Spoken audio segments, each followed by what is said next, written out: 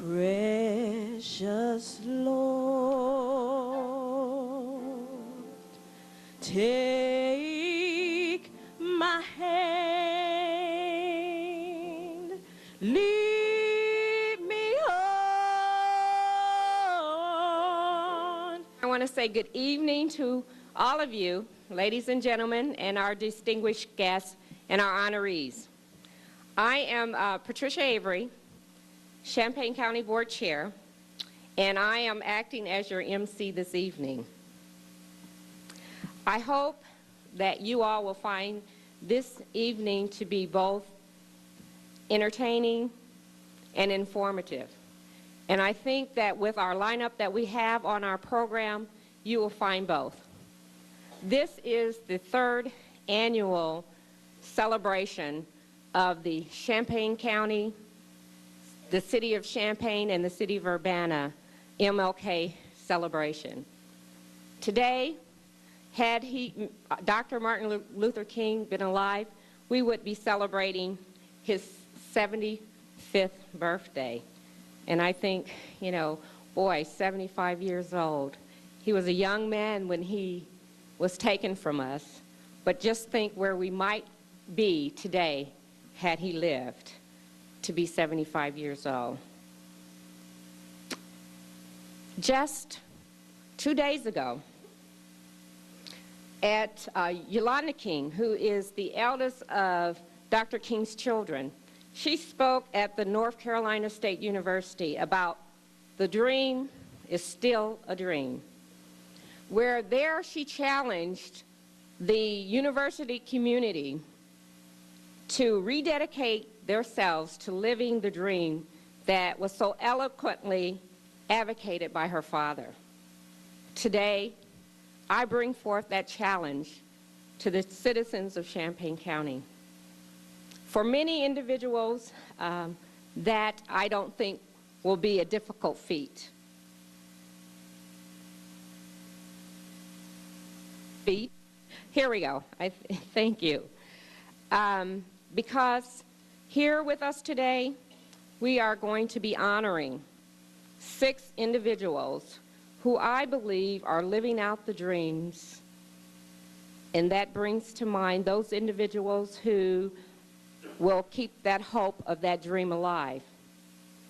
It is not an impossible dream, but one that will take the efforts of all of us to bring into focus a day where there is no more hatred or discrimination, regardless of whether or not you're black, brown, white, or yellow, female, or a person with a developmentally disabled person. A day where, one, we will truly be judged by the context of our character. You have to believe that dream is attainable, and as long as there is hope, it can happen. We will have the invocation from the Bishop Lloyd E. Gwynn, my pastor. Thank you. Be pleased now. Gracious Father in heaven, we come before your presence today in the spirit of humility and in the spirit of praise. We honor you so much for all that you are and all that we have become because of our relationships with you. Thank you for this event, for the municipalities that collaborated to make it possible. We thank you for the Reverend Dr. Martin Luther King, Jr., for what you invested in him and how he shared those investments. And because of his generosity, our nation is a better place to live, and that spirit has spread throughout the world. Thank you for our speaker, for our elected officials, for every agency that is represented here, for the ministers, for all that have made up this congregation. And now, dear God, I ask that you will bless our time together. In Jesus' name, amen. Next, we're going to get the welcome from the Mayor Jerry Swihart of Champaign and Mayor Todd Satterwhite of Urbana and Tony Fabry, the Vice Chair of the County Board. Well, it's a pleasure to welcome all of you here to this joint celebration for Martin Luther King Day. We're doing this again jointly with the City of Urbana, City of Champaign, and Champaign County. And I think that makes this a much more enjoyable event, knowing that we've all got all those three governments together for this type of celebration. I'm going to take care of some of the thank yous to begin with. We owe a lot of the work, not just for today's event, but for having Martin Luther King's dream be activated throughout the year, and that's done through the Human Relations Commissions of both the cities. And they do a lot of work not only for this, but with discrimination cases throughout the year, with other public relations events. So if you're on the either the Urbana or Champaign Public Relations Commission, would you stand up and be recognized, please? Don't be shy. I know we've got a lot of you here.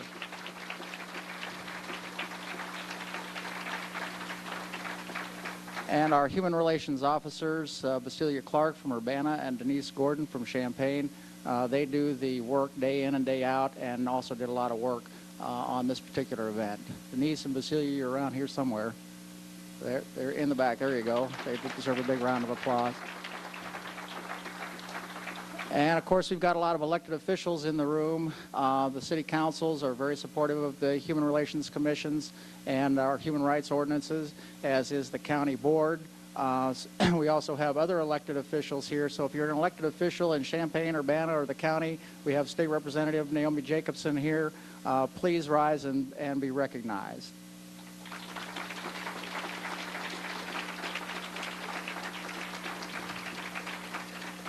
Thank you very much.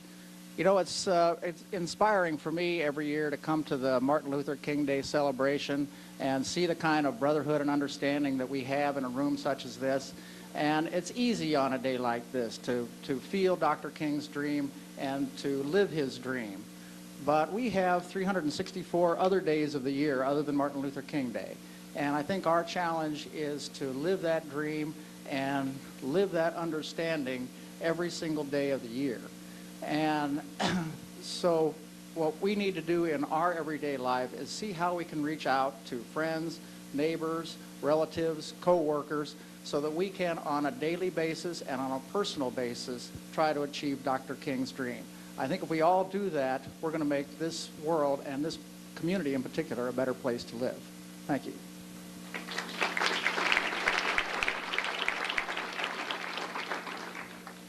First of all, I would like to thank Mayor Satterthwaite for signing my passport that allowed me to cross the border over here. Second, I'm going to take a cheap shot and allow myself to do a commercial on this. She was talking about the Human Relations Commissions, and I just would like to inform you, I know the city of Champaign and probably Urbana always has openings on our Human Relations Committee and different committees, and rather than us trying to seek everyone out, call our offices, put your name up so that we can keep these departments healthy. I want to just mention briefly, after watching Magala's film and the events taking place in Iraq, that if you look up the makeup of our young men and women over there fighting in the name of freedom, you'll find a very diverse group of young citizens that are putting their lives on the line in the name of freedom. And if you reflect on what they're doing over there, and then you look at the problems we face in our hometowns, you'll never convince me that we can't equal the courage that they're doing in our home cities, and everybody come together, work together to make the quality of life in our communities the best that there is. I think I'll just end up with that. I think we should use what they're doing as an example for what we can do here.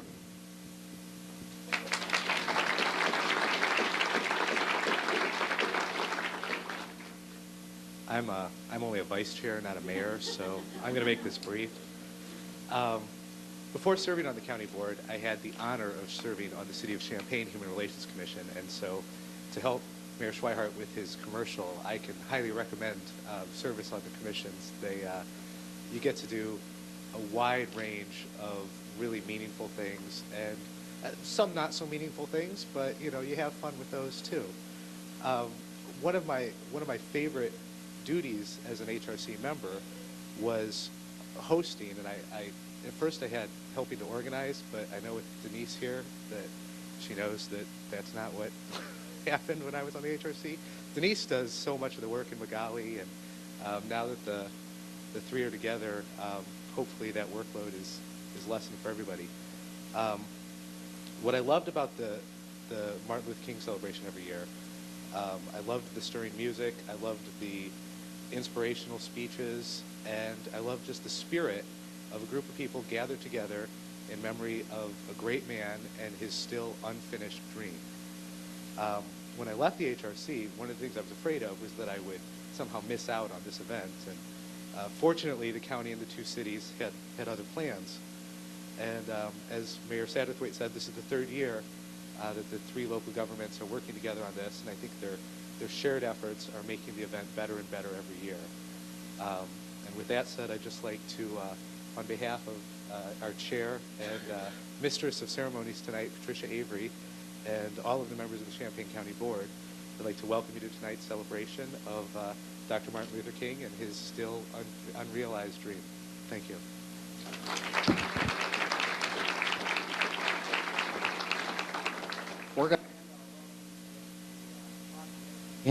We have a joint proclamation from City of Champaign, City of Urbana, and Champaign County, and we're going to read this together here. Whereas Dr. Martin Luther King Jr., born in Atlanta, Georgia, attended Morehouse College in Atlanta and Crozier Theological Seminary in Pennsylvania, and was a student thereafter at Harvard and the University of Pennsylvania, and who following his studies became a spiritual leader of his church. And whereas Dr. Martin Luther King Jr. is a spiritual leader, not only of his own congregation, but of millions throughout the world, espoused the philosophy of nonviolence to all mankind, and in recognition of his teaching was awarded the Nobel Peace Prize. And whereas Dr. Martin Luther King Jr. devoted his life to the advancement of civil rights and public service, recognizing that greatness can be achieved through the service of his or her fellow man, and Luther King Jr. encouraged all Americans to serve their neighbors and work together to unite their communities in his dream of peace and brotherhood. And whereas the citizens of the city of Champaign and Urbana and Champaign County shall honor Dr. Martin Luther King Jr.'s legacy each year with a day of remembrance in January that focuses on bringing people of diverse backgrounds together in an effort to break down the barriers that divide our state and nation. And whereas this countywide collaborative effort to commemorate the life and teaching of Dr. King aids in promoting intergovernmental cooperation in Champaign County. Now, therefore, we, Jerry Schweihart, Mayor of Champaign, Patricia Avery, Chair of the Champaign County Board, and Todd Satterthwaite, Mayor of the City of Urbana, do hereby proclaim Friday, January 16, 2004, as a day in honor of the memory of Dr. Reverend Martin Luther King Jr. in search of the dream. Thank you very much for coming today.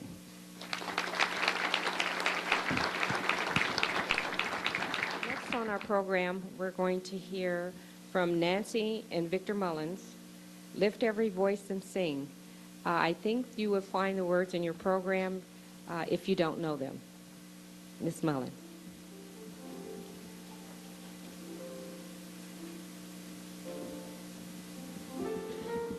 I'm going to ask that everyone stand up and we all sing this together.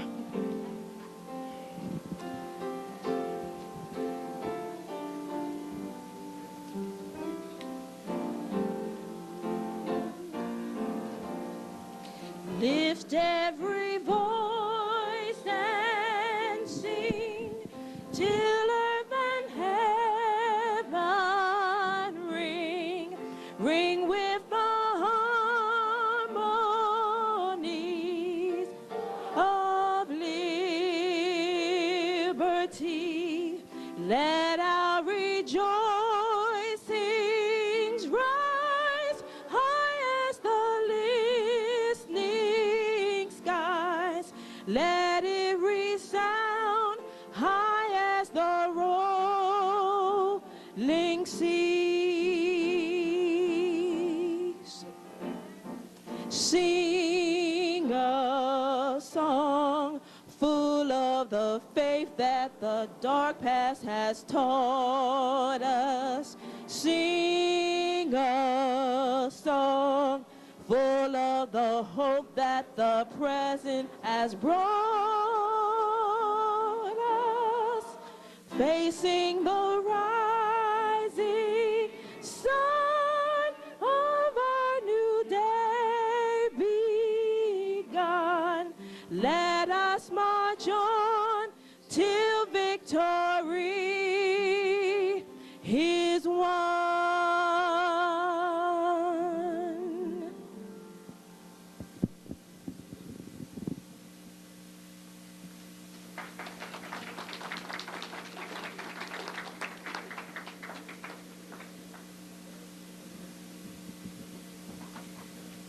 Next, we have a special personal reflection that we will hear from one of the Champaign City Council members, Michael Ledoux. It's called The Scent of Sweet Auburn. Mr. Ledoux. Good afternoon, everyone. I'm gratified that you can hear me because for 48 hours no one could. But I seem to have recovered the bulk of my voice. I wanted very much to be here with you. I had an experience in Atlanta that I hope all of you have occasion at some point to have, those of you who have not been to Atlanta. There is a street in Atlanta which has, since shortly after the Civil War, been the heart, economically and spiritually and socially, of Atlanta's African American community. And on that street, to this day, are the headquarters of the Southern Christian Leadership Conference. And on that street is the oldest African American business in Atlanta. And on that street are shotgun houses built by an African American descendant of Alexander Hamilton. And on that street is the Ebenezer Baptist Church, and adjacent to that church is the reflecting pond in the middle of which Dr. Martin Luther King's remains reside. Now, across the street, because Coretta Scott King is fond of roses, right across the street there is a beautiful rose garden of some size. This street, as I say, was a place that always held a very special significance for Atlanta residents, and Dr. King among them. And for that reason, in Atlanta, it is known as Sweet Auburn. The name of this poem is The Scent of Sweet Auburn. There was a balm in Gilead whose power Dr. King invoked, whose counterpart, partaken of by him in death, resides within the chiseled granite arc upon the water in Atlanta where he lies. Mortared into stone, the body of which all remains is bone and sanctity cannot remain. As water seeks its level until all that is low is filled and shines, so goes Dr. King, who cannot be held by granite. For no mortar is forever, and every seed is from within breached, hulled, the seed of Dr. King's sarcophagus, from which the wind carries a balm from Atlanta to the rest of us, with the scent of roses, to the bowed black woman who recites and ends her prayers with, every goodbye ain't gone. We have a special presentation that we'd like to make at this time, and we'd like to ask Janelle Hendricks if she would join us on the stage.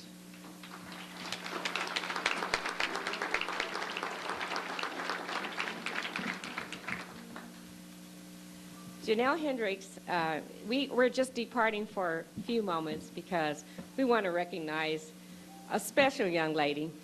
I met Janelle Hendricks about 7 years ago when I was a coordinator of a mentoring program called MIS, Mentoring Young Sisters.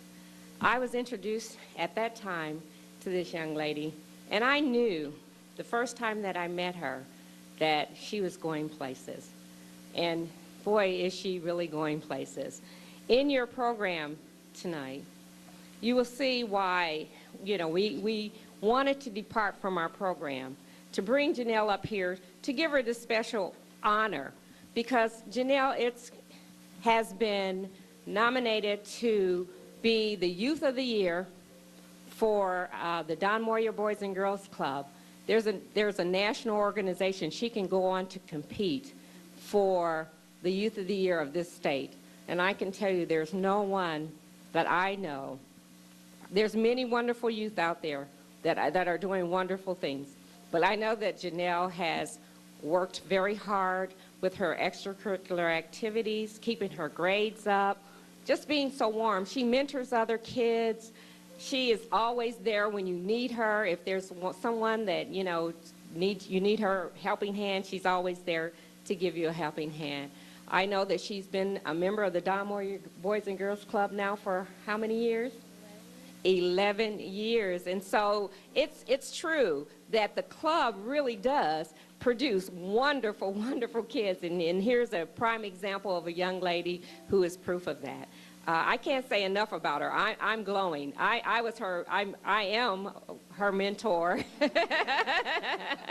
And as well as I actually had her nominated for the Young Achiever Award, the YWCA Rising Star. She was the first recipient of that award, and I tell you what, she is still rising, and I'm so proud of her. And with that, we want to give her this award. Thank you.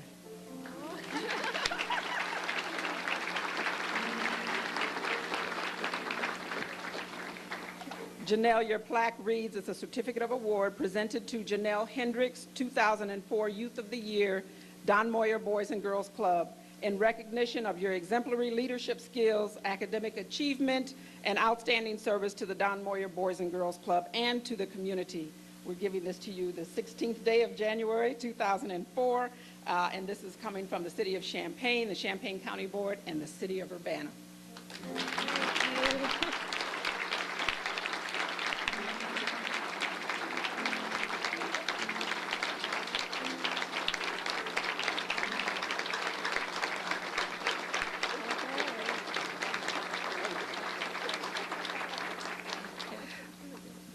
I also wanted to recognize Janelle's father, John Hendricks. Please stand, Mr. Hendricks, because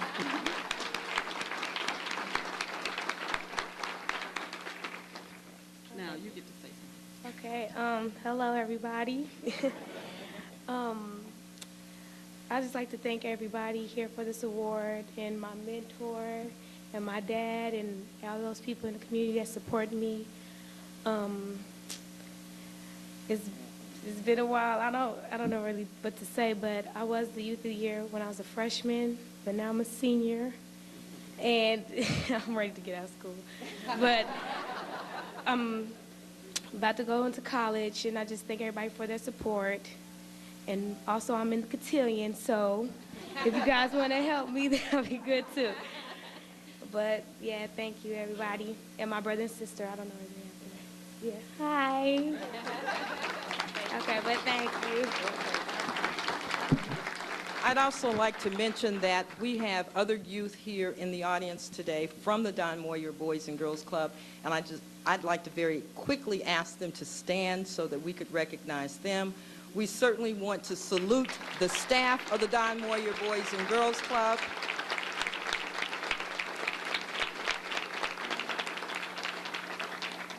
Much like for Andre Arrington, the executive director of the club, you can recognize him. Mr. Stephen Davis and his staff, Anthony and Will. I'm not sure if they're still in here. I think they've stepped outside of the room. So these people work very, very hard with our young people in the community. So if any of you have time that you would like to volunteer or have any resources that you find valuable, please feel free to contact either Andre Arrington or one of his staff. They would most appreciate it. Thank you.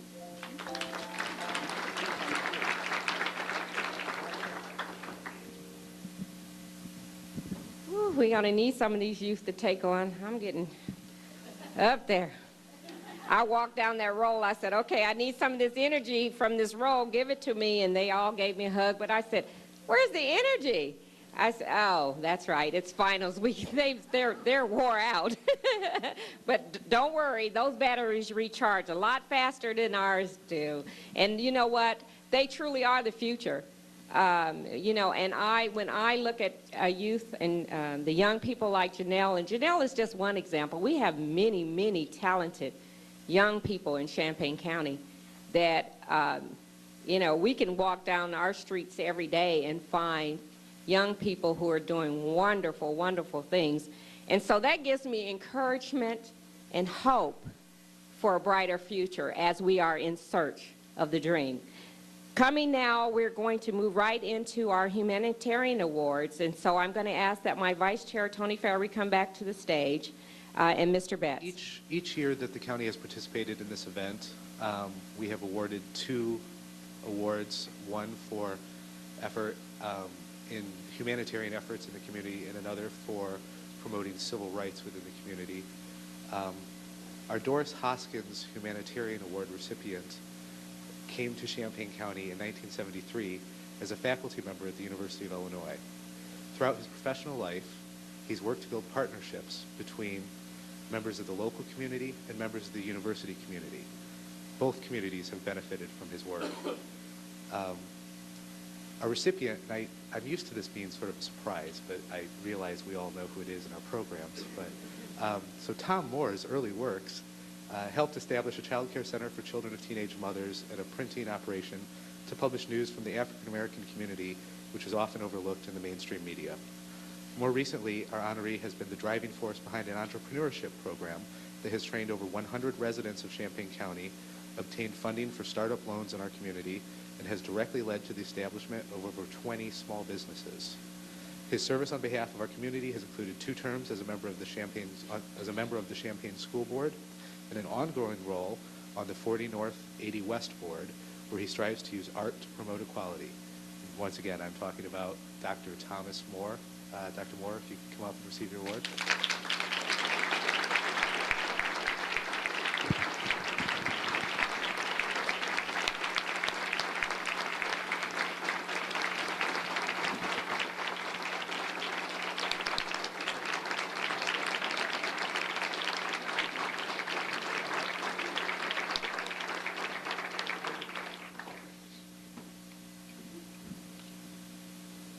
I asked Tony if I was supposed to say something, and he said he thinks I should.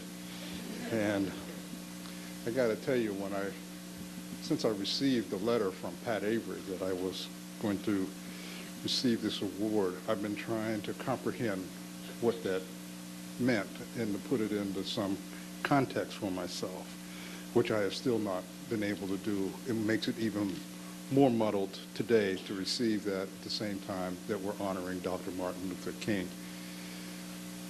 I do not want to get that confused at all. I think to have one's name mentioned at the same time as Dr. King's is in itself an honor.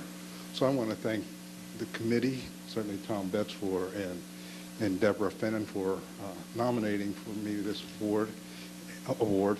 And if anyone is ever concerned about what Deborah might do in a different life, she certainly must have a gift for fiction writing.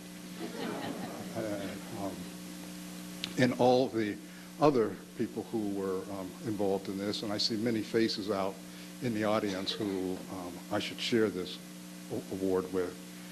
I think that all I've done, frankly, is to try to live my life the way my mother and my grandmother would have told me to live it. So thank you very much.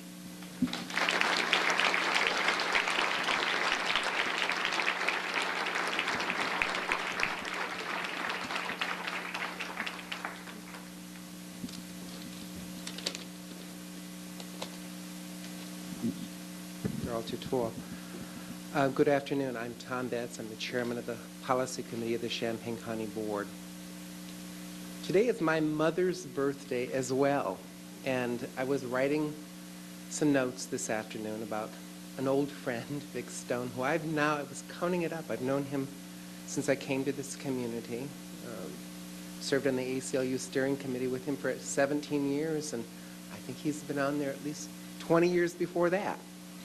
That's how I got to know Professor Stone. But when I was thinking about my mother today and calling her and talking to her about her birthday, I remembered something she's kind of said to me most of my life.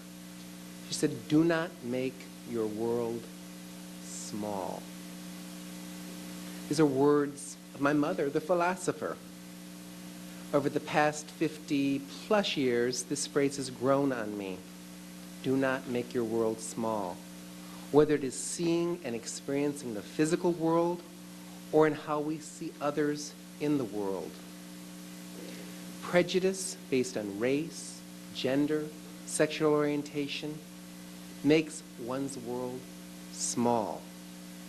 The James R. Burgess Award memorializes Jim Burgess, a man who did not make our world a smaller place. He expanded the notion of who could be elected to countywide office in Champaign County. He was the first African-American state's attorney in this community, the first African-American United States attorney for the federal district. Jim Burgess opened doors by example, by the integrity of his conduct. It is fitting that a superb teacher, a great scholar, and the foremost civil libertarian in our community receive the Burgess Award this year. Victor Stone has taught thousands of law students over the years at the University of Illinois College of Law, teaching not just the rote of law, but the values it is supposed to serve. These students, who are now judges, state legislators, congressmen, and yes, a few county board members, carry the values that Victor Stone believes in: equal justice for all and equal opportunity for all. Racial barriers in the law make the world an ugly place. Racial barriers in the heart make each of us live in a smaller world.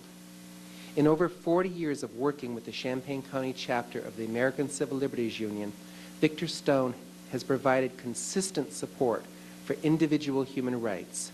Because of the work of quiet skill of Victor Stone, our world is not a smaller place.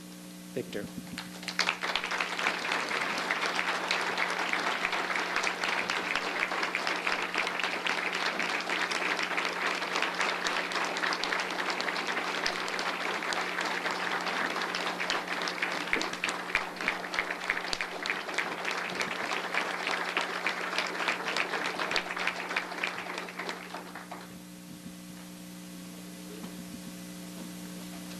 We would love a word from you. Well, Tom made the mistake of allowing me to say a word. It's just an inspiration beyond expression to be a part of this. And I thank one and all who have had any part in putting me here. The organizations that are represented here, the awardees, these are all part of my almost 50 years history in this community. And needless to say, this is the culmination. To be a part of Martin Luther King Day is, of course, the greatest satisfaction. I was thinking about the featured speaker of the day and the name Barak, which means blessing.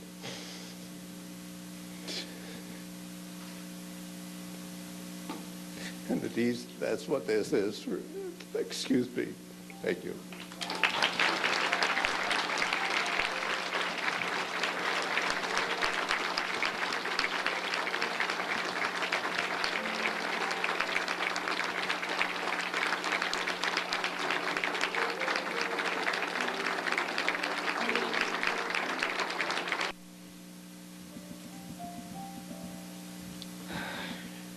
See what wonderful people we have in our community.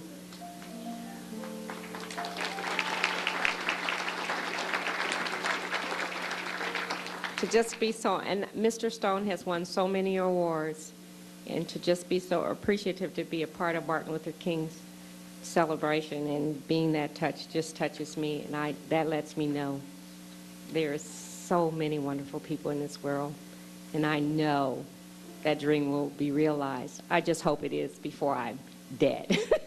I think we're getting there.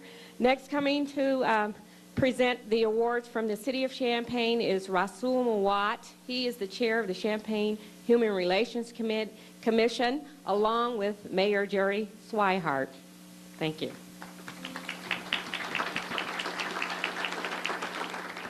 You just told me I was going to do everything. Similarly, the City of Champaign issues out 2 awards every year, the Martin Luther King Drum Major Award as well as the Susan Freiberg Award. First, for the Drum Major Award, it is our honor to give an award to Irma Bridgewater. Oftentimes in life, we find inspiration in books, individuals in books that kind of move us and so on, but it's another thing to actually see inspiration, walking, talking with you, smiling, jogging, swimming, as we often know Ms. Bridgewater is fond to do. And so in our booklet, we definitely can see all the work, at least a portion of the work that we could put down in paper and words. And we would like to take this time to honor Irma Bridgewater here at this event, that in the life of a man who lived his life for struggle. We give this award to this woman who actually is continuing to live this life for struggle for us.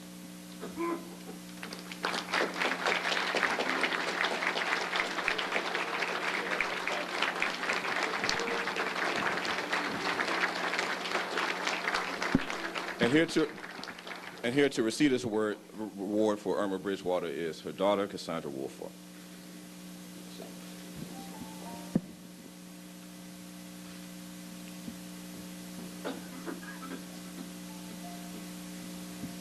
I wanted to explain to everyone that my mother is in Barbados at a jazz festival.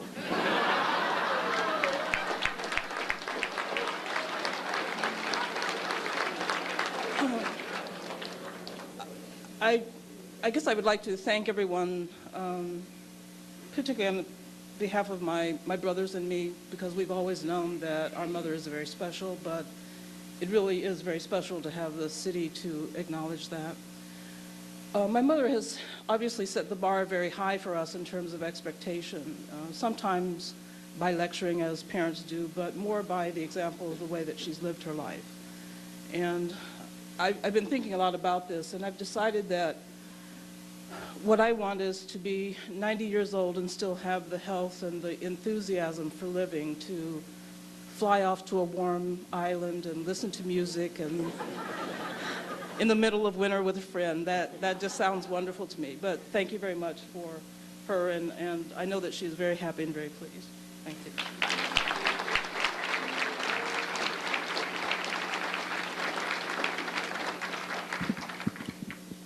Our second award recipient is Ellen Jane McDowell for the Susan Freiberg Award. Oftentimes in many of our personal lives, it's hard for us to overcome, time and distance just for our personal needs in terms of bills and so on. But when a person can overcome that for the service of others, we definitely need to take the time to recognize that. I think Ellen J. McDowell exemplifies that over the 4 decades and the numerous places that she has volunteered her service and time. And so we'd like to take this time to give this award to her as well.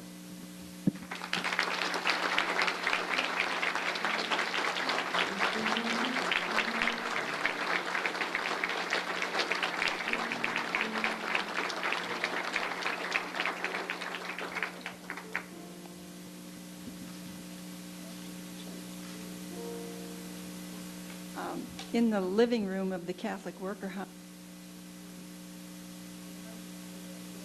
the founder of the Catholic Worker, and the other is of Martin Luther King Jr. And there's profound agreement between the two that hate will not drive out hate. Only love will do that. Thank you. It's really good, isn't it? Coming now is to present the awards from the City of Urbana is Marion Knight Jr., who is Urbana Human Relations Commissioner, and the Mayor, Todd Satterthwaite. We would like to call Mrs. Gladys Pope and Sophia Ziegler to the podium, please.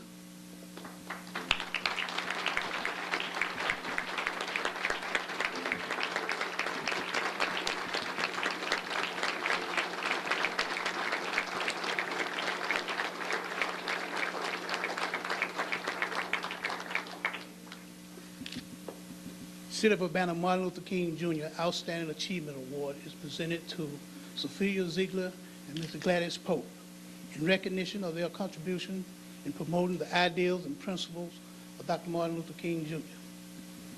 If I can do my duty as a Christian ought, if I can bring salvation to a world once wrong, if I can spread the message as the Master taught, then my living will not be in vain. Dr. Martin Luther King Jr., given the 16th day of January, 2004.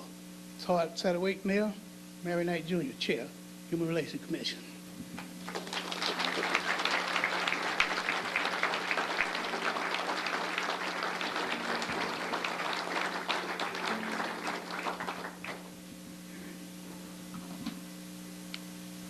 I did write something down because I don't want to forget a thing. First of all, I'd like to give honor to God who loves me and who has delivered me from many, many pitfalls and opened many doors for me. And also for my best friend and my partner who is looking down on me now, the late Lieutenant Paul Lawrence Pope, and my family and my mother, who's always telling me to go somewhere and sit down and stop creating ideas and projects and everything that I can think of. I, too, was on the streets of Sweet Auburn the week before Christmas at Ebenezer Baptist Church with my family in Atlanta, Georgia. I did sit in the church and I listened to Martin Luther King speak. And I returned back to Urbana to find that I was the recipient and was chosen for the Martin Luther King. I also, yesterday, at a performance at Martin Luther King School, in the middle of the audience, it was dedicated to me with money for the scholarship for the Martin Luther King Award. What I'd like to say to you now is I am deeply honored and grateful and humble for receiving this award. But also, my thoughts and prayers are out to Sister and my Reverend Brenda Wilson for the death of her husband, my pastor. Her family would like to say, the Lord's doing. He would also like to say, never look back. Let's make the dream a reality. I would like to leave you with Galatians, the 5th chapter, the 22nd verse, my favorite scripture, the fruit of the Spirit, which is love, peace, giving, and forgiveness. God bless you all. Thank you.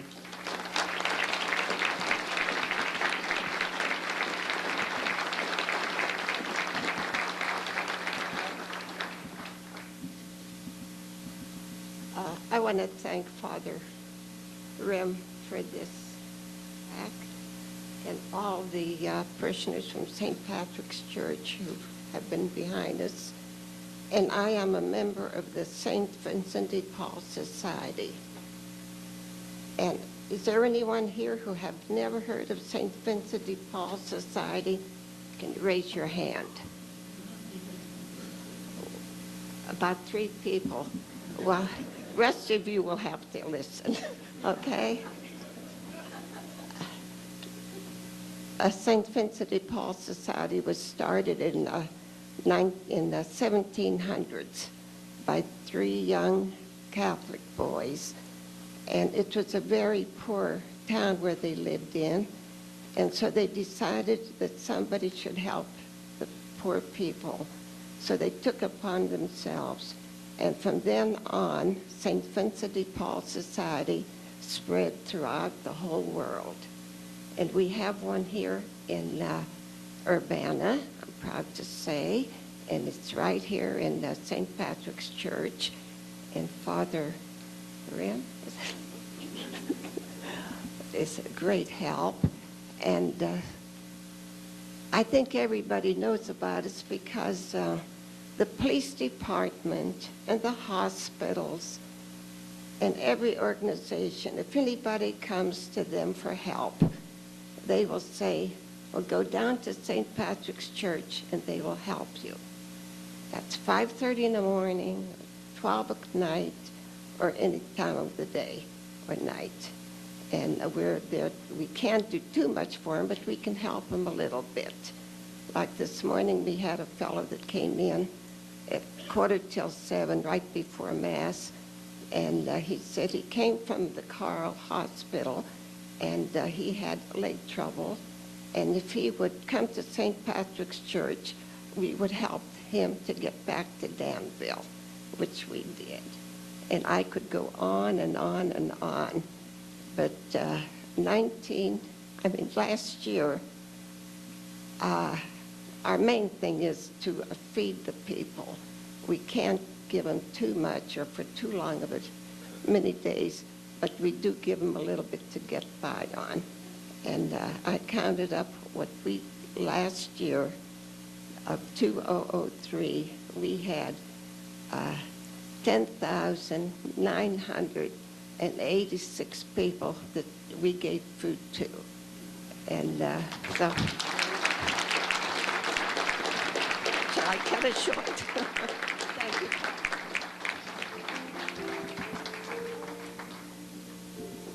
All I can say after those presentations is God is good. God is really good. Before I introduce our next, the next act, In Search of a Dream by the Coombs Brothers, I want to recognize a couple of people who help the works of the county in every day. Our co-administrators, Denny Inman and Deb Busey, and I should have did it in the reverse order because ladies are always first.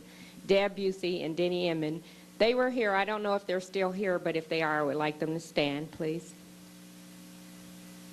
Well, I think they've left, but I did want to say thank you to them for all the work that they do for Champaign County. For our next, before we bring up our keynote speaker, who is the Senator Barack Obama, who, by Mr. Stone's words, is a blessing, we will have another musical selection by Nancy and Victor Mullins, Precious Lord.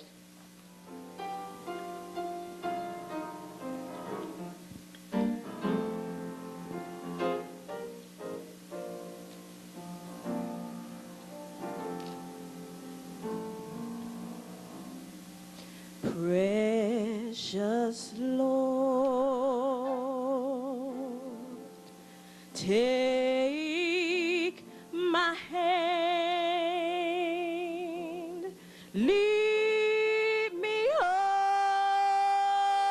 on, let me stand.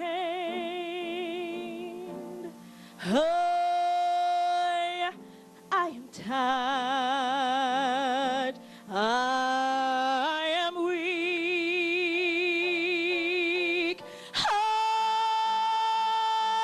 am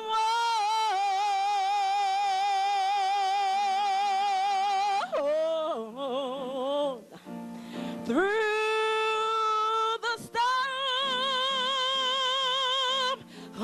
through the night. Lead me on to the light.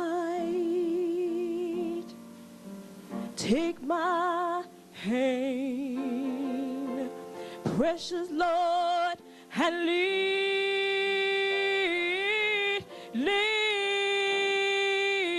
me home.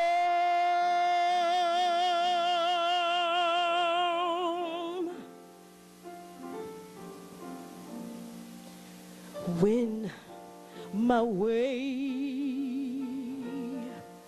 grows drear, precious Lord, linger near. When my way is almost gone,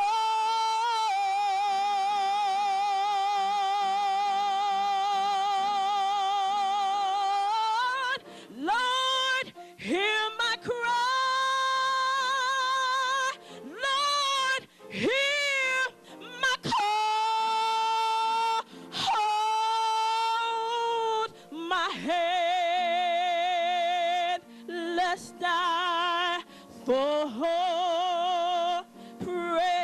precious Lord, take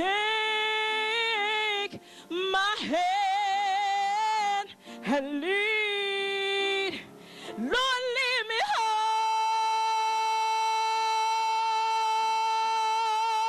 home. Precious Lord, take my hand and lead me home.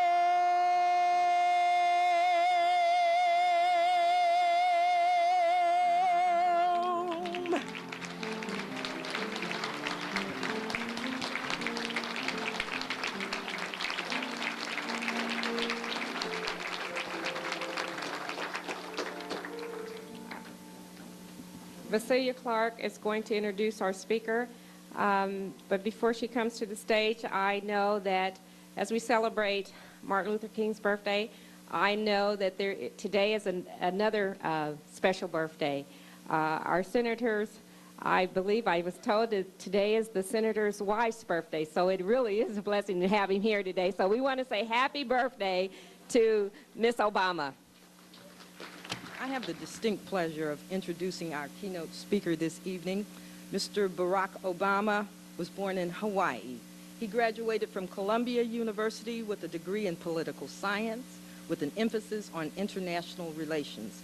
He worked as a community organizer in some of Chicago's toughest neighborhoods, helping church groups to create job training programs, reform area schools, and improve city services. In 1991, he graduated as magna cum laude from Howard Law School and served as the first African-American president of the Harvard Law Review. After law school, Senator Obama organized one of the largest voter registration drives in Chicago's history. He has worked as a civil rights lawyer on cutting-edge voting rights and employment discrimination cases in federal and state courts. In 1997, Senator Obama was elected to represent Illinois' 13th Senate District on Chicago's South Side. As state senator, he is recognized for his innovative, effective leadership. Senator Obama is chairman of the Public Health and Welfare Committee. He also serves on the Judiciary and Review Committees, and he is currently a law professor specializing in constitutional law at the University of Chicago's Law School. Senator Obama has been described by the Chicago Tribune as one of the General Assembly's most impressive members. Ladies and gentlemen, please join me in welcoming Senator Obama.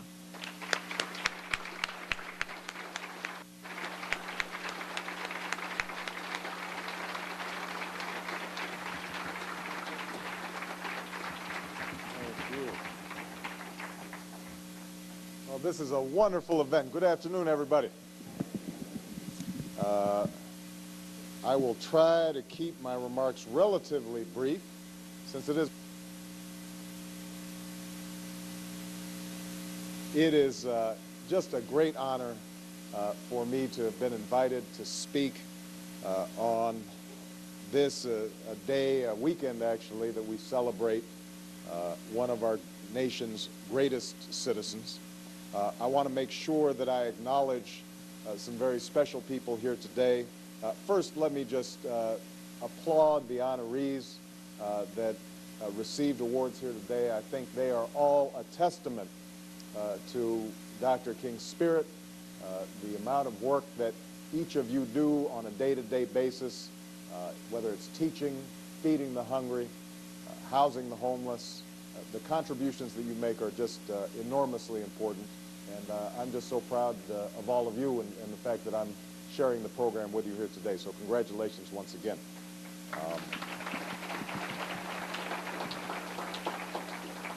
Let me also acknowledge some important officials here and dear friends of mine. I have to start with Patricia Avery, who is just one of the sweetest people I know.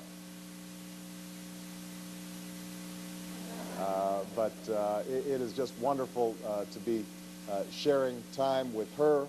I want to thank the mayors from both Urbana and Champaign for hosting this wonderful event. They've done terrific work.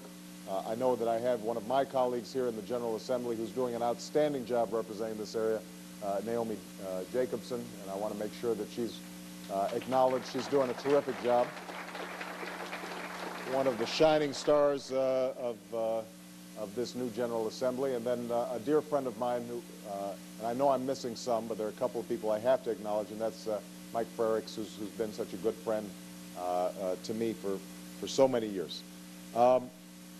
You know, I have had the honor for several years of speaking at Dr. King celebrations, in part because I'm an elected official, in part because I'm a civil rights attorney and I teach constitutional law at the University of Chicago. I'm often asked to speak at various events during Martin Luther King celebrations. And so as I began to prepare for remarks today, I tried to think about not my most recent speech, but I tried to stretch back actually to some speeches that I had made back in the 90s. And the reason I wanted to reflect on that was because I was struck by how different everything, I think, appears, how much the context has changed since I made speeches in the 90s reflecting on Dr. King's legacy. Some of you may recall that back in the late 90s and as far up as 2000, the nation was still giddy from the greatest economic expansion in United States history.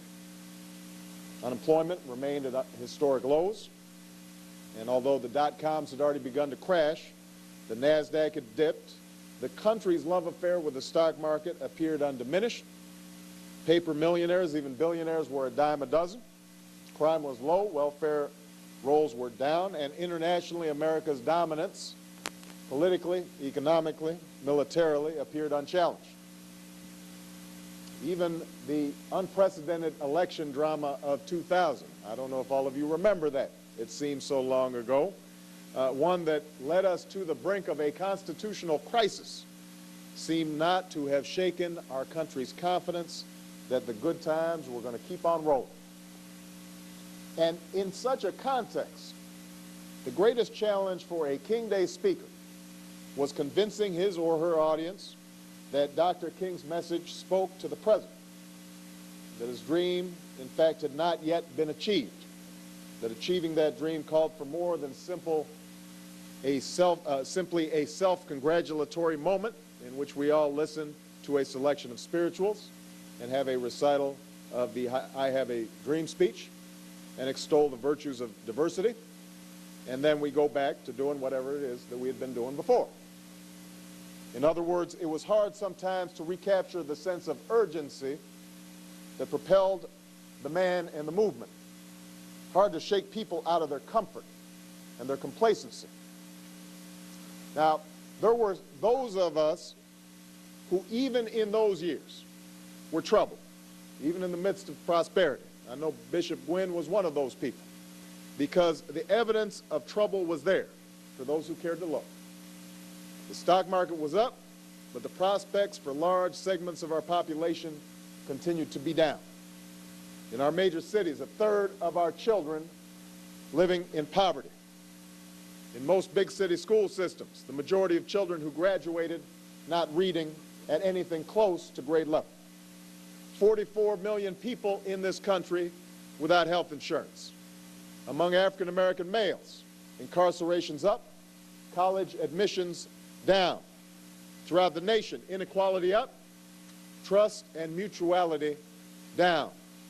Internationally, in places like Kosovo and Indonesia, the Congo, Colombia, the Middle East, the chronicle of death and repression, hunger and despair appeared to be a very long and troubled list. And so the evidence was there if you cared to look.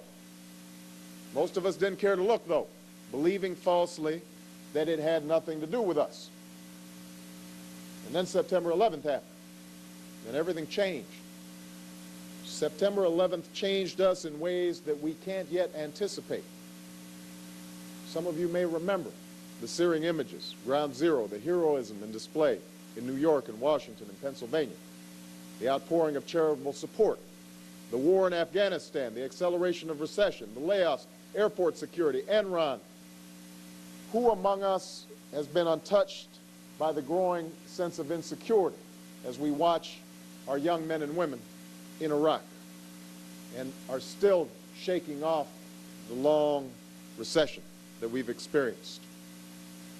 This past couple of years have reminded us that the measure of our greatness as a nation cannot be merely the size of our GNP or how many millionaires we produce, but rather how we treat the most vulnerable among us, the aged, the infirm, and most of all, our children. These past couple of years have reminded us that our greatness as cities cannot be measured by our sports teams or the height of our skyscrapers, but must be measured by how many people are huddled together on cold, windy nights because they don't have a home.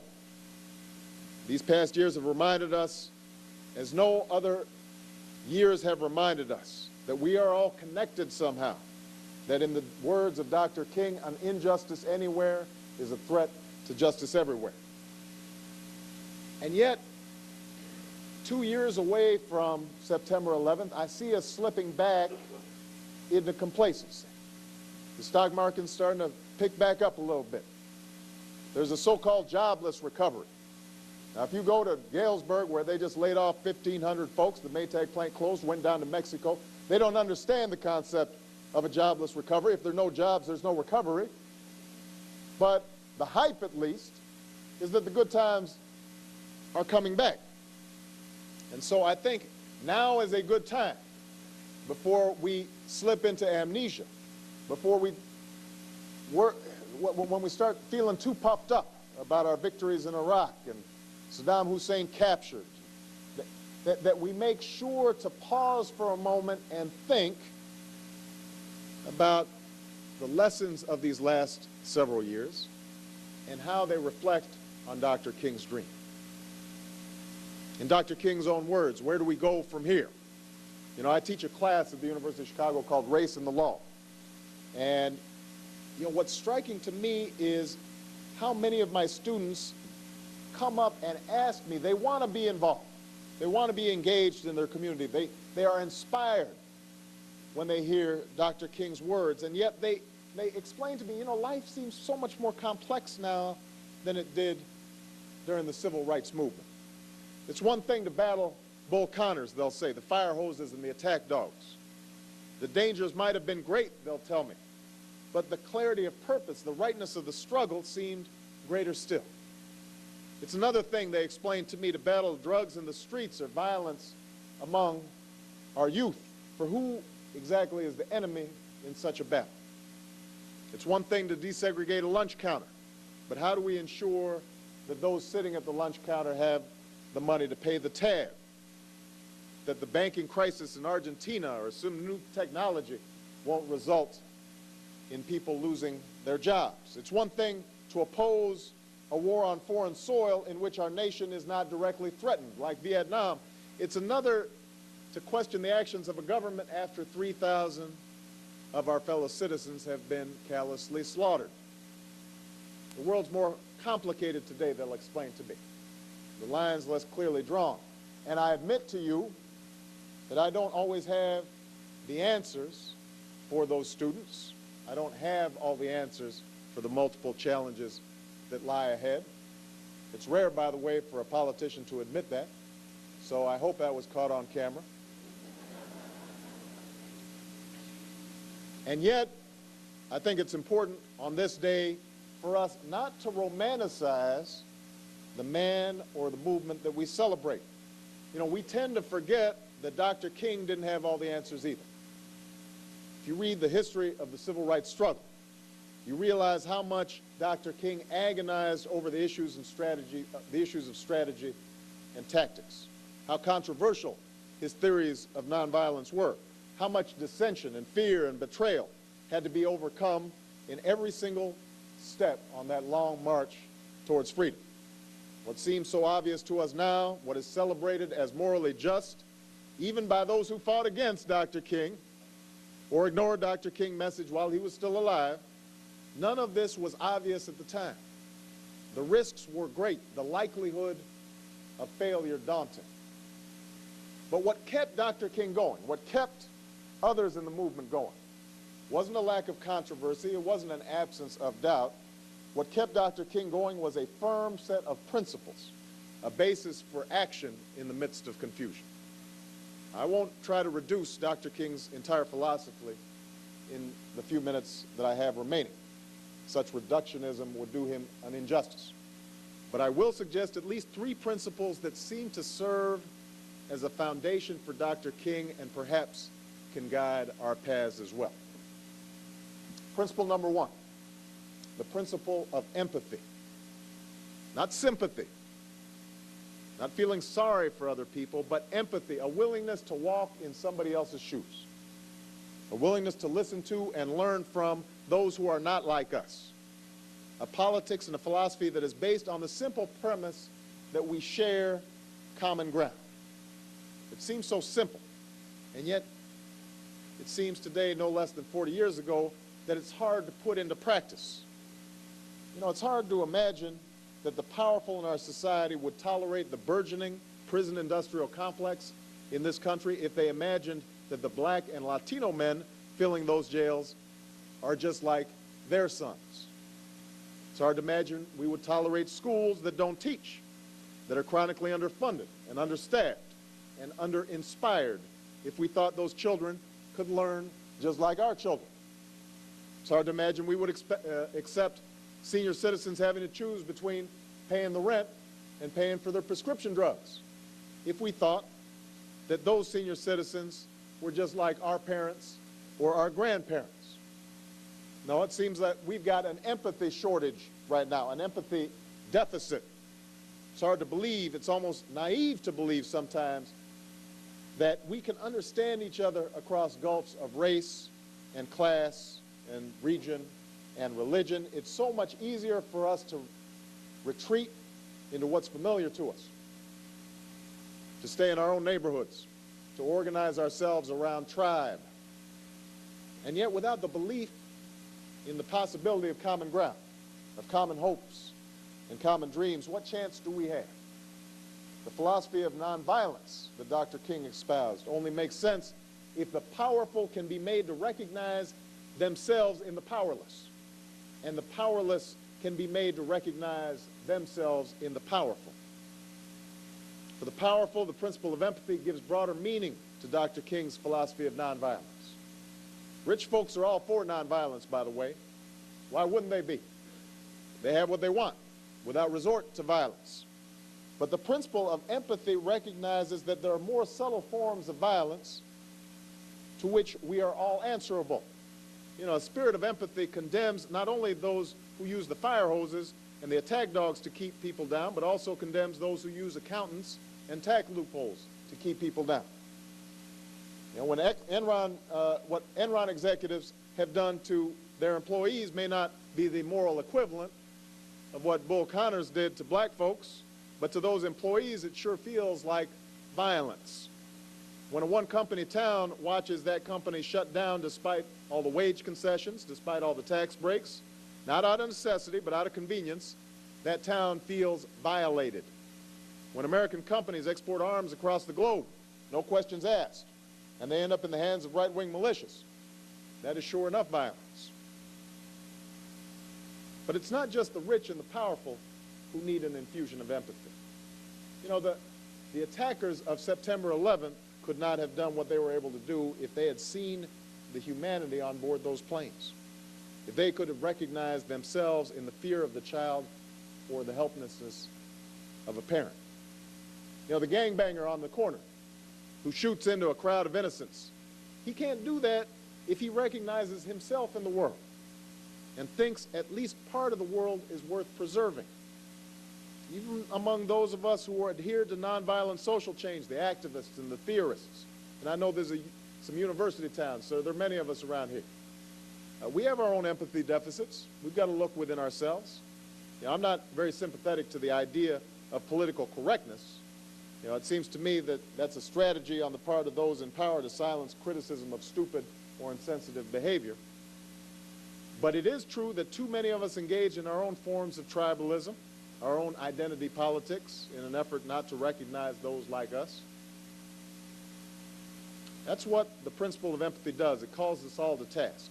The heartless conservative, the patronizing liberal, the powerful, the powerless, the oppressed, the oppressor. No one is exempt from the call to find common ground.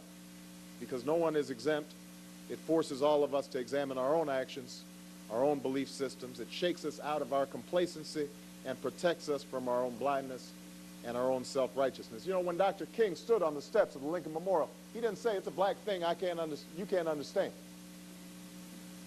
You know, what he said is, it's a human thing. You must understand. When Dr. King talked about values like dignity and self-determination and honesty and kindness, he did not label them Jewish values or Palestinian values. He was talking about human values. Black men and white men, Jew and Gentile, Protestant and Catholic, Muslim, Asian, Latino, homosexual, heterosexual, old, young, rich, poor. We need to spend more time talking about those shared values among us. And then we need to help each other live up to those values. Second principle. I've only got a few minutes here. Taking responsibility for our actions. Now, that was an essential part of Dr. King's message, one that all too often seems we forget. And when he talked about adhering to some sense of responsibility, he didn't get caught up in what I call, and what he called, the either-or debates that seem to dominate our discourse today. You know what I'm talking about. You turn on these cable news stations, and everybody's arguing all the time. Either society is to blame for the criminality of our youth, these are poor innocent victims of poverty and neglect, or on the other hand, these criminals are young thugs, they're bad seeds, and they should be locked away and thrown away to keep. Either or. Either there's no racism in the society at all, and black folks are just whining, and they're to blame for everything that happens to them because they're not carrying their own weight, or conversely, racism is responsible for every problem that we face, from kids not learning to OJ. Either America is faultless in its international conduct, we're an innocent target of bin Laden or Saddam, or America is the great Satan, responsible for every instance of corruption or cruelty or mismanagement all across the globe. Now, Dr. King did not buy into these either-or arguments. He spoke in the terms of both and, individual responsibility and collective responsibility. He recognized that to solve our racial dilemma and to solve the broader divides that now confront our world, we must all step up to the plate. Yes, he insisted that a society has a responsibility to ensure jobs and justice and equal opportunity, but he also recognized that the individual has a responsibility to take advantage of those opportunities. You know, we see this in the state of Illinois all the time. You know, it's true, for example, that public education is woefully underfunded. I got to editorialize a little bit. I was disappointed a little bit that the governor, in talking about the State Board of Education yesterday, didn't mention the enormous funding gaps that exist between school districts. And I'm fighting hard to make sure that we have equal funding in our school districts all across the state. It does not make sense for a child to suffer as a consequence of the accident of the district in which they were born. And yet, what I will also insist on when I speak to parent groups is that new money will not make a dime's bit of difference if when your child comes home from school, you don't turn off the television set and make sure that child does their homework and go and meet the teacher, and that we in the African American community get over a certain anti-intellectualism that says if you read, then you act in white. All right? Same is true with problems of economic development. You know, when you go into inner city neighborhoods, there is a genuine problem of redlining. It has not gone away. We do not invest enough in many of these communities. Banks and insurance companies do not put money back into these communities. But, you know, when I talk to chambers of commerce or community groups in those areas, I tell them, you know what would be a good economic development plan is if everybody put their garbage in the garbage can. That'd be a good start. Nobody wants to shop if you got a broken 40-ounce bottle on the ground or the Wendy's bag tossed out of the car window. Individual responsibility and collective responsibility. You know, the concept of individual responsibility and collective responsibility is inseparable. One of the most important aspects of our individual responsibility is re-engaging in public life. You know, we've been living in privatized lives for too long. Private schools, private clubs, gated communities monitored by private security firms. In an age when television has replaced conversation as our favorite pastime, and religion sometimes has given way to self-help books, it's easy to forget that the quality of our individual lives ultimately depends on the quality of our public lives. Dr. King understood this. If he were here, he would scold us for sitting around waiting for the next Messiah to come, the next Dr. King, because he knows that without Rosa Parks, there would be no Dr. King. Without Bob Moses and Ed Nixon and women willing to walk instead of ride, there would be no movement. It's the participation of ordinary people in the life around them, the willingness to take responsibility for every child on your block, to eradicate the drug houses, not just from your block, but from the next block, that will lead us to a better place. We've got to break out of this private mindset and get into a public mindset.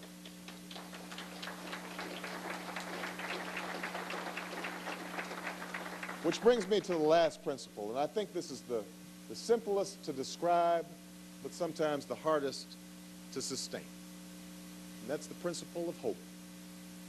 The belief in things not seen. A belief that there are better days ahead. Now, I'm not talking about blind optimism now. Americans have a tendency to engage in a certain blind optimism. Our president is an expert at it. The pretense that if we just ignore race and we ignore poverty and we ignore injustice, then everything's going to work out just fine. Now, when I talk about hope, I'm talking about the hope of slaves sitting around a fire singing freedom songs. I'm talking about the hope the day after the Birmingham bombing. I'm talking about the hope after a child is shot down at a Martin Luther King Day parade. Hope in the face of difficulty. Hope in the face of uncertainty. There's a certain audacity to hope. And in the end, that's what I take away from Dr. King's life, a call to hope. His faith strengthens my faith. His prayers and fears and doubts give me the courage to believe that despite my weaknesses, I can be a better man. That despite all our differences, we can live together as one people. That despite our sordid history, we can unite as one nation. That we can feed the hungry and clothe the naked and house the homeless and teach our children and employ the jobless and reclaim our streets from violence and despair. I believe those things. I believe we've got a righteous wind at our backs and that God is calling us to action and that our individual salvation is tied to our collective salvation. And if we do what we must do, we recommit ourselves to collective struggle and live up to our shared values and insist on those things that bind us together as a people, then our hope will be rewarded and our prayers will be answered, and out of the darkness a brighter day will come. Thank you very much, everybody. Thank you. Thank you.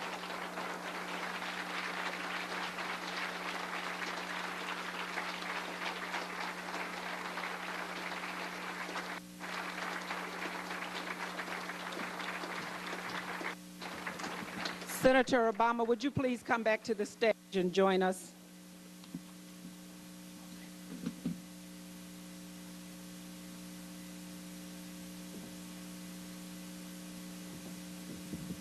We collectively want to thank you for those beautiful words of wisdom.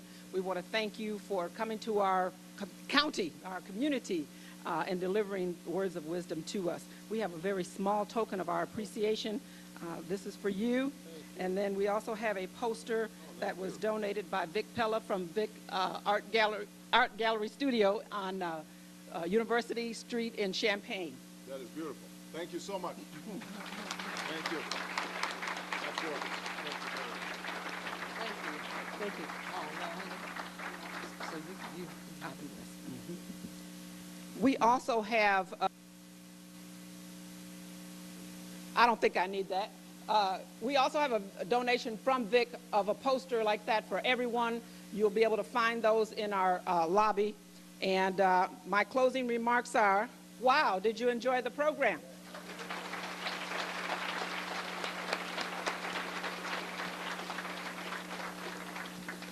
At this time, I'd like to thank everyone who played a part in this program. Bishop Gwynn, thank you.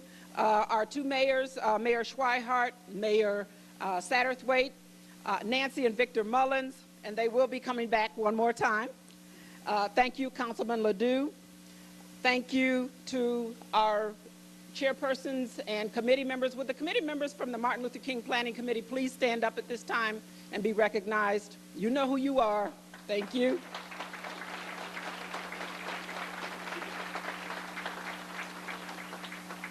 We want to thank our elected officials and our dignitaries for gracing us with their presence today. We also want to thank U.S. Senator Peter Fitzgerald, who sent a letter of regrets for not being able to attend, but wanted to congratulate the Planning Committee for its efforts and also encourages all Champaign County citizens to continue Dr. King's dream of improving economic and educational opportunities for this great nation. Thank you, Senator Fitzgerald. We want to thank, go ahead. We want to thank all of our advertisers who advertised in our program book. Each one of our advertisers will receive a copy of the program book, and we will be calling on you again next year. Also, I want to thank Janelle Hendricks. Janelle's still here. Thank you, Janelle, for all the work you've been doing in the community. Keep up the good work. Go ahead and give her a round of applause. She deserves it. I want to thank Stasky Photography. If you saw a photographer running around here, that's Stasky from Photography. We also want to thank Jeff and Vicki and the Holiday Inn catering staff, and you'll be able to enjoy the food once we leave this room. But let's go ahead and give them a round of applause. We'd like to thank Samuel Music, who provided the piano for today. Where's Margot Williams from Parkland College? Is Margot? Thank you, Margot. Margot deserves a round of ovation because she came to our rescue and helped us out with the ushers today. So with those ushers from Parkland College, would you please stand and be recognized if you're still in the room? Thank you for helping us out today. All the Champaign County board members, thank you. Thank you, City of Urbana commissioners and staff. All the staff people from the City of Urbana, please stand and be recognized. Thank you very much.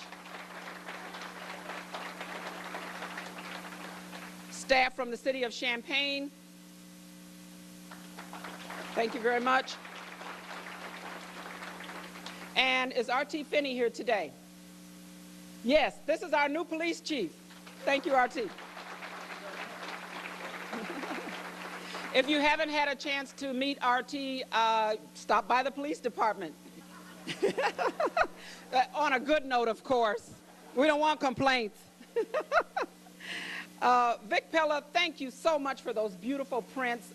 Like I said, there will be one for everybody in the lobby, and that's quite a donation. Let's give Vic a hand, even though he couldn't be here today.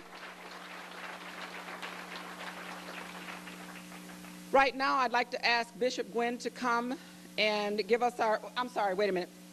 We have one more song that's going to be coming from Nancy and Victor Mullins. Thank you, Nancy and Victor. Let's go ahead and give them another round of ovation.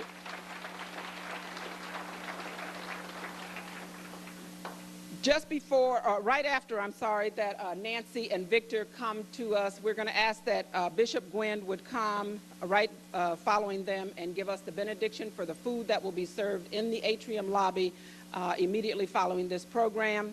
Thank you again for coming and helping us celebrate what would have been Dr. King's 75th birthday. Thank you, Dr. King, one of America's most influential and moral leaders. We, the Champaign County Board, the City of Champaign, and the City of Urbana look forward to celebrating with you again next year. Nancy and Victor Mullins. We will do one verse of We Shall Overcome. Everybody stand up and join us. And please join hands. I know you don't want me to sing. Sway, sway, sway. We shall overcome. We shall overcome. We shall overcome someday. Oh, deep in my heart, I do believe we shall overcome someday.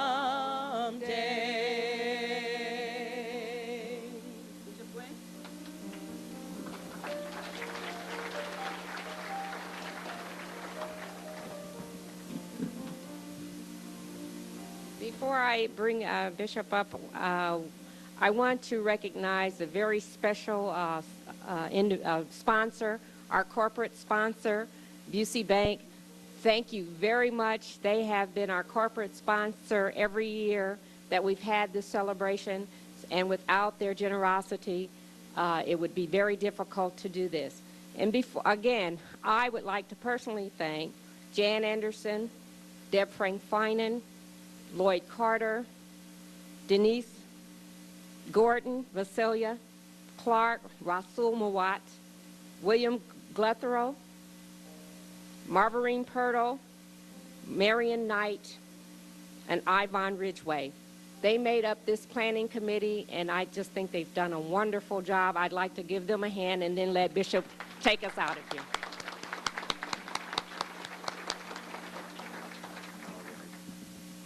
Bow your heads, please. Gracious Father in heaven, once again we come before your presence. We've been so blessed having this time together.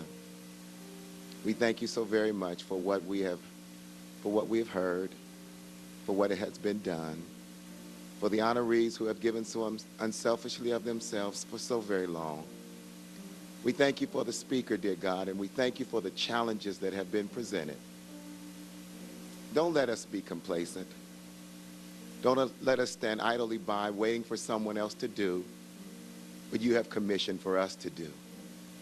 Yes, we have been challenged, but we believe that we are more than able to meet every challenge, to excel and to exceed every expectation. So help us, Lord.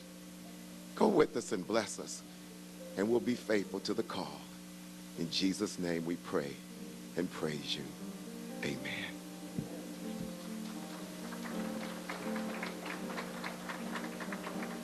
Precious Lord,